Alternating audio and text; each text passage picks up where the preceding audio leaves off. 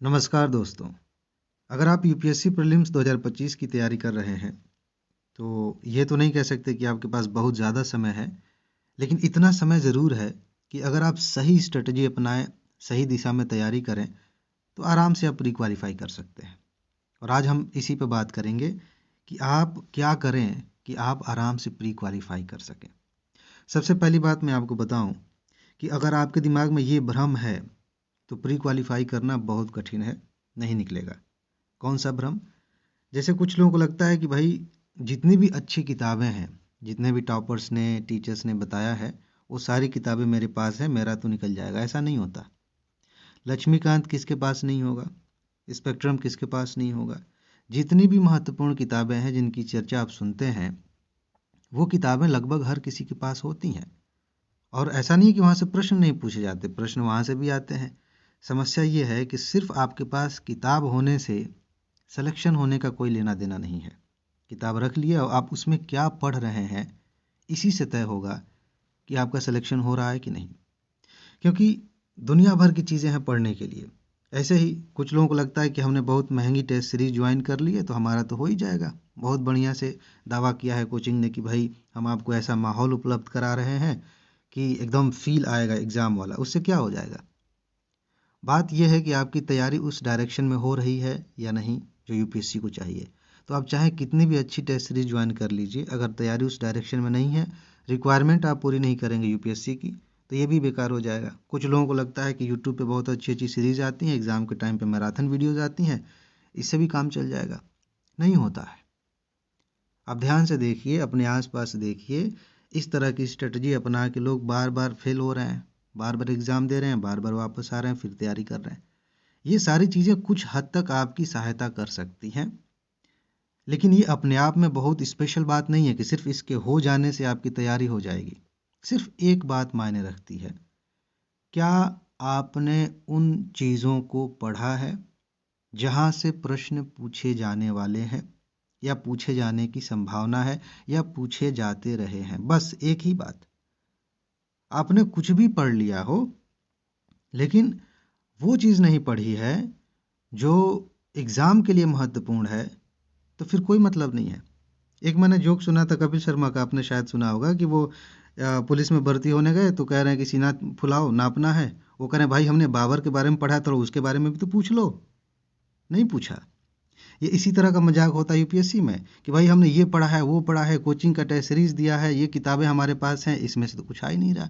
नहीं आएगा, और वहाँ से आएगा भी तो भी आपको दिखेगा नहीं, क्योंकि आपने वो दृष्टिकोण डेवलप नहीं किया था जो यूपीएससी को चाहिए। अब क्या करना है आपको? ध्यान से समझिए एक एक पॉइंट को। देखिए, सबसे पहली चीज़ आपको अभी से अपने दिमाग में रखनी है कि आपको वही चीज़ें पढ़नी है जो महत्वपूर्ण है। मैं बार बार कहता हूँ, दुनिया भर का ज्ञान लेके जाएंगे कोई फ़ायदा नहीं होता है इसका। मैं थोड़ी सी चीज़ें हर साल पढ़ा रहा हूँ, दिखा रहा हूँ आपको, कट ऑफ से ज़्यादा क्वेश्चंस वहाँ से आ रहे हैं, उतना ही पर्याप्त है। लेकिन आप जानेंगे कैसे? खुद से अगर तैयारी करनी है तो आप जानेंगे कैसे कि क्या महत्वपूर्ण है, क्या नहीं है। उसके लिए किसी की बात आप सुने या ना सुने, यूपीएससी की बात ज़रूर सुनिए। पीवाईक्यू उठाइए और उसमें ये समझने की कोशिश करिए। दो बातें। पहली चीज़ ये कि कहाँ कहाँ से, जैसे हिस्ट्री अगर आपने खोला, या पॉलिटी देख रहे हैं, या फिर ज्योग्राफी देख रहे हैं, तो उस विषय में जब आप किताब देखेंगे तो दुनिया भर की चीज़ें दिखेंगी। लेकिन जब आप पीवाईक्यू देखेंगे तो कुछ स्पेसिफिक चीज़ें दिखेंगी, कुछ ऐसे सेक्शंस दिखेंगे, टॉपिक्स दिखेंगे जहाँ से ज़्यादा प्रश्न पूछे जा रहे हैं। वही आपका टारगेट है, वही चीज़ है जहाँ पे आपको फोकस करना है। और अगर आपको लगता है कि नहीं नहीं ये तो पहले पूछ लिया गया है, दोबारा नहीं पूछेगा, तो फिर मुझे लगता है कि अभी आप इस खेल में कच्चे हैं, अभी आपको कई बार फेल होना बाकी है। क्योंकि वही सेक्शंस हैं, वही चीज़ें हैं जहाँ से घुमा फिरा के अलग तरीके से यूपीएससी क्वेश्चन पूछे, लेकिन बात वही है। जैसे अभी मैं बता दूं आपसे, आप आके कमेंट कर सकते हैं एग्जाम के बाद। जैसे भूगोल की ही बात अगर कर लें, भूगोल से अगर क्लाइमेट से और वेजिटेशन से क्वेश्चन नहीं आया तो समझिए कि आपने यूपीएससी प्रीलिम्स नहीं दिया है।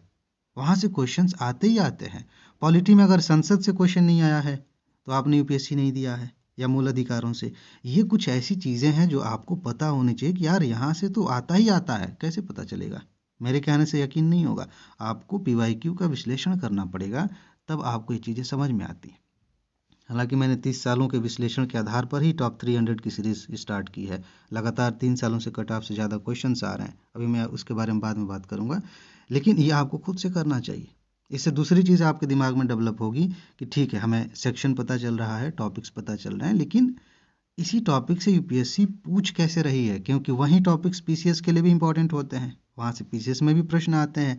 लेकिन दोनों को जब आप देखेंगे तो पता चलेगा पीसीएस में कुछ और पूछा जा रहा है, उसमें सीधा सीधा पूछा जा रहा है, फैक्ट्स पूछे जा रहे हैं, लेकिन यूपीएससी सबका मिक्सचर बना रही है और फिर पूछ रही है। तो ये दो चीज़ें आपको पीवाईक्यू से पता चलती हैं, और मेरी कोशिश है, मैं बहुत जल्दी इस पे काम स्टार्ट करने वाला हूँ, बैकग्राउंड में काम चल रहा है। मैं चाह रहा हूँ कि मैं 30 सालों का पीवाईक्यू अच्छे से आपको समझा दूं, उसकी नोट आपको दे दूं, तो वो मैं करूंगा जल्दी ही। लेकिन आपको खुद से करना चाहिए इसके बारे में काम। इसके बाद आपके पास एक लिस्ट होनी चाहिए। जब आप ये देख रहे हैं तो आप एक लिस्ट बनाइए सब्जेक्ट वाइज। आपने एक सब्जेक्ट लिखा और उस सब्जेक्ट में जितने भी महत्वपूर्ण टॉपिक्स बार बार रिपीट हो रहे हैं, जहाँ से क्वेश्चंस आ रहे हैं, उनकी आप लिस्ट बनाते चलिए। दूसरा सब्जेक्ट लिया, उसकी लिस्ट आपने बना दी। इस तरह से आपके पास कोर पॉइंट्स इकट्ठे हो जाते हैं, और जब ये काम हो जाए तो बाकी चीज़ें भूल जाइए कि दुनिया में क्या चल रहा है, क्या पढ़ना है, क्या छूट रहा है, कुछ नहीं। जब तक ये चीज़ें आपकी तैयार नहीं होंगी तब तक आप किसी और चीज़ के बारे में नहीं सोचेंगे। अगर इतना अनुशासन आप बना सकते हैं तो फिर कमाल हो जाएगा। ये काम करिए कि सबसे पहले इन महत्वपूर्ण टॉपिक्स को पढ़िए, और जब आप पढ़ेंगे तो उसी में आपको लगेगा कि कुछ ऐसे टॉपिक्स हैं जिनका बेसिक आपको क्लियर नहीं है, तो पढ़ लीजिए, तब उसको थोड़ा विस्तार से पढ़ लीजिए। लेकिन अब आप जो विस्तार से पढ़ रहे हैं वो वही चीज़ है जो महत्वपूर्ण है, ऐसा नहीं है कि कुछ भी पढ़ रहे हैं। और तीसरी चीज़ कि जब आप ये कर लेते हैं तो अब आपके हाथ में है। जितनी बार अभी समय लगाएंगे रिवीजन पे, उतना ही समय एग्ज़ाम में आपका बचेगा। वरना होता ये है कि मान लेते हैं कि आपने पीवाईक्यू देखा, महत्वपूर्ण टॉपिक्स पता चल गए, अच्छे से पढ़ लिया, तैयार कर लिया, लेकिन रिवीजन नहीं किया, यहाँ समय नहीं लगाया। अब एग्ज़ाम में आपने क्वेश्चन देखा और अरे यार पढ़ा तो है, ओहो इतना थोड़ा सा और याद आ जाता, यही सब सोचते सोचते समय निकल जाता है, और लास्ट में हड़बड़ी में आप गलती करते हैं। अगर यहाँ आप समय लगाएंगे तो क्वेश्चन को देखते ही आपको आंसर भी दिखेगा। तो इसका काम आप अभी कर लीजिए, अभी से रिवीजन कर लीजिए। मैं क्या कर सकता हूँ, मैं 2-3 चीज़ें आपके लिए कर रहा हूँ। सबसे पहली चीज़ ये है कि मैं टॉप 300 की सीरीज़ चला रहा हूँ 3 सालों से। कट ऑफ से ज़्यादा क्वेश्चंस वहीं से आ रहे हैं। उसके बारे में जानकारी चाहिए, इसी वीडियो के कमेंट में जाइए तो आप पीडीएफ नोट्स ले सकते हैं। चैनल को सब्सक्राइब कर लीजिए, सीरीज़ आ रही है उसे देखते रहिए, उसके आधार पर आप तैयारी करिए। टेलीग्राम आप ज्वाइन करेंगे, वहाँ पे लिस्ट मैं देता रहता हूँ ये सारी जो टॉपिक्स हैं उनकी।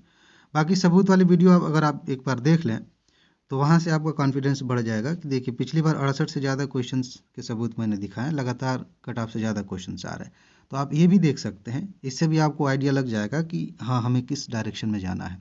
ठीक है जी, तो मेरे ख्याल से आपको एक आइडिया मिल गया होगा कि किस फ्रेम में आपको तैयारी करनी चाहिए, ताकि लगभग जो 100 दिन के आसपास का समय है उसका आप मैक्सिमम यूटिलाइज कर सकें उसको, और उसी के हिसाब से अपनी तैयारी को ऐसे अरेंज करें कि कम से कम मेहनत में कम समय में आप आराम से प्री क्वालिफाई कर सकें। ठीक है जी, तो बस इतना ही है। अपना ख्याल रखिए, खुश रहिए, मस्त रहिए, मुस्कुराते रहिए, जल्दी से सफल होइए और ज़िंदगी को एंजॉय कीजिए। आगे मिलते हैं। नमस्कार।